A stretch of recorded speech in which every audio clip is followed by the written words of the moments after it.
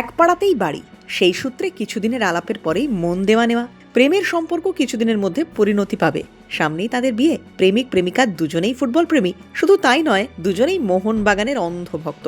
অনেক সময় বন্ধু বান্ধবের সঙ্গে কথাতেই উঠে এসেছে তাদের রক্তের রং লাল নয়, সবুজ মেরুন। প্রেমের মরশুম শুরু হচ্ছে দিন কয়েক পর থেকেই। প্রেম দিবস আগামী 14ই ফেব্রুয়ারি। সেই ভালোবাসার দিন উপলক্ষে প্রেমিকা তথা ভাবী স্ত্রীকে অভিনব উপহার যুবকের। বাড়ির রং মোহনবাগানের সবুজ মেরুনের আদলে করা হলো। হুগলির বৈদ্যবাটির 17 নম্বর ওয়ার্ডের ওই বাড়ি নিয়ে এখন চর্চাও শুরু হয়ে গেছে। বহু মানুষ যাতায়াতের পথে থমকেও দাঁড়াচ্ছেন। ওই বাড়ির সুব্রত ঘোষের, তিনি সরকারি কর্মী, ছেলে শুভজিৎ। ওই পরিবার বরাবর মোহনবাগান প্রেমী। 2006 সাল থেকে বাবার সঙ্গে শুভজিৎ মাঠে মোহনবাগান ফুটবল দলের খেলা দেখতে যাওয়াও শুরু করেন। এরপর নিজে বন্ধুদের সঙ্গে মাঠে যাওয়া, মোহনবাগানের হয়ে গলা ফাটানো। পড়াশোনার সূত্রে এক পাড়ারই বাসিন্দা শ্রমণা নন্দীর সঙ্গে আলাপ হয়েছিল শুভজিতের। ধীরে ধীরে পরিচয় বাড়ে, সেখান থেকেই দুজনের মন দেওয়া নেওয়া। দুজনেই মোহনবাগানের অন্ধভক্ত।